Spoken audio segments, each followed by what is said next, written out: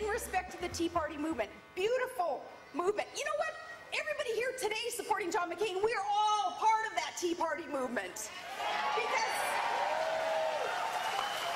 I have had the privilege of traveling around the U.S. and meeting with everyday Americans who are that great Tea Party movement. But there's something going on out there, my friends. There's something going on, and it's a revolution, and it's a peaceful revolution. But we're going to take on this Obamacare, and we're going to take it on in the courts because it's unconstitutional. We're going to take it on in the Senate. We're going to take it on in the streets. We're going to take it on in voter registration. And my friends, we're going to take it on November the 10th when we take control of the House and the Senate.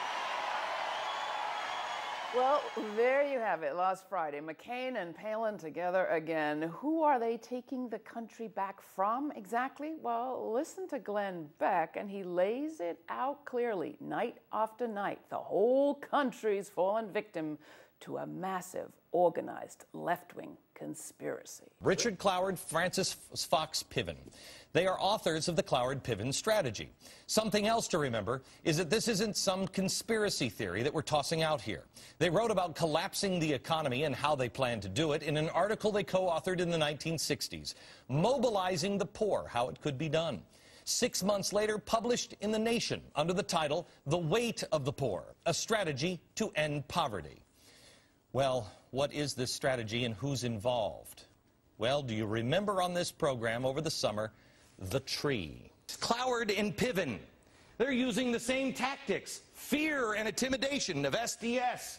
Cloward-Piven overwhelmed the system. And look who the president has. Wade Rathke, right up the tree. Dale, right up the tree. Bill Ayers, right up the tree. Jeff Jones, right up the tree.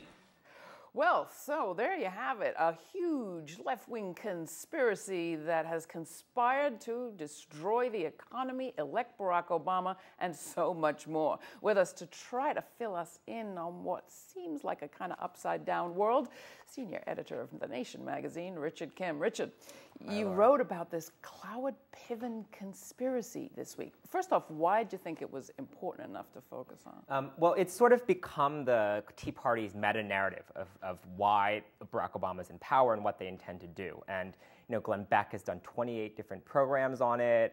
There's hundreds of thousands of Google hits on it. And what it suggests is basically that the left has cynically manipulated the system for the past 44 years to crash the global economy, commit massive voter fraud, elect Barack Obama so we could nationalize the banks and take over government and install a communist totalitarian regime. And it all comes down to an article published in your magazine, The Nation, 1966, by Richard Cloward and our regular contributor, Francis Fox-Piven, teaches at CUNY Grad Center. Yeah. What did they suggest in that powerful article? The article actually never mentions capital or capitalism. It's saying we should overwhelm the welfare system because there's a gap between the number of people who are eligible for welfare and those that are actually enrolled. By increasing the number of people on welfare, that produces a crisis in the welfare system, forcing Democrats to suggest bolder policies like guaranteed minimum national income, which actually Richard Nixon proposed in 1969 and Democratic majority Congresses voted down through 1972. So it really was a very limited, although very canny and smart article about how to expand welfare into something much bigger. You know, Glenn Beck, David Horowitz, the Tea Party masses have really taken this up to explain a whole number of things that Francis Fox-Piven never wrote about and aren't in there. But it relates to the conspiracy theory around the mortgage crisis, that somehow this also is the fault of organized progressives and the community group Acorn comes into. Right. So this sort of shadowy web of associations is very important to Glenn Beck and the conspiracy theory. So it's because Acorn was founded by Wade Rathke, who worked with George Wiley, who did welfare organizing under Francis Fox-Piven and Richard Cloward. This is all tied to Barack Obama, who did Project Vote. And the suggestion there is not only that they engineered Obama's election, but also that using the Community Reinvestment Act, which tried to address housing segregation, Acorn somehow overwhelmed that act with fraudulent subprime mortgages, knowing that decades later this would produce a housing bubble which would collapse the global economy, paving the way at the same time that Obama was elected for bank nationalization and a socialist overthrow. Now, you're laughing, but the clip from Friday's McCain rally shows a guy who was running against a Tea Party candidate, self-described, nonetheless bringing in Sarah Palin to clearly plug into that energy that is surrounding the Tea Partiers. He doesn't seem to believe he can win without it. They are fueled by stories like this. Right. How important is it that progressives really understand what's going on? Right. Well, I think with the Republican Party, this is their big challenge, to harness that chaotic, conspiratorial, somewhat crazy Tea Party energy into what is actually maintaining the two-party status quo. That's what McCain wants to do, get reelected. He's one of the longest-serving senators. Everything that McCain suggests in that clip is actually legitimate in the democratic process. Taking back Congress, taking back the courts, winning elections. I have no problem with that. I have a problem with their ends, but not their means. What Glenn Beck suggests, and what the sort of Cloward-Piven conspiracy theory suggests, is somewhat illegitimate means. That the left has used illegitimate means, crisis, shock, manipulation of elections, and so we're going to do the same. I mean, that is sort of the implication there.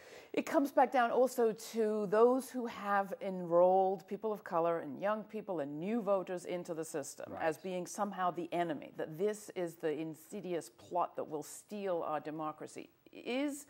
What are the implications of that? Well, clearly something that they just cannot accept there is that America is changing. It's changing because it's getting younger, and the younger voters are changing America. They're more multicultural. Demographically, whites will be in the minority quite soon. So that is sort of the phantasm here that the conspiracy theory is around, that these people don't deserve a legitimate voice in government. And that's sort of particularly galling in a populist, so-called populist movement that's supposed to represent ordinary folks.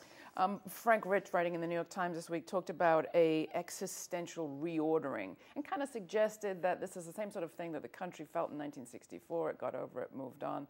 But there seems to be violence in the air. We've seen windows broken. We've seen death threats on legislators' kids, those who voted for the health care reform. Which side of this fence are you on? That it's either, well, we'll get through it, it's normal, or there's something really serious here? People have used the word fascism, American fascism, to describe this. I think there's some overlap. I mean, there's certainly this sort of nationalist order being mobilized. I think we're quite far from a real dangerous fascist party, and I think it's somewhat a mistake to focus on the violence as the real end goal of the Tea Party. Actually, they're much more dangerous as an organized political force that is going to do things like try and roll back the healthcare reform, elect really conservative Republicans across America. But if they believe the system's been subverted by their enemies in this organized way, doesn't that give them license to do exactly the same thing? It does. And one of the real enduring obsessions of the Tea Party conspirators are the illegitimacy, right, of voting. So, Republicans have long tried to suppress the minority vote. That is something that, they are talking about, how to deal with immigrants, tests for people that come to polls. And we're really looking at kind of Jim Crow era rollback in terms of voting rights. Richard Kim, senior editor at The Nation magazine. There are links to his article at our website, GRITtv.org. Check it out.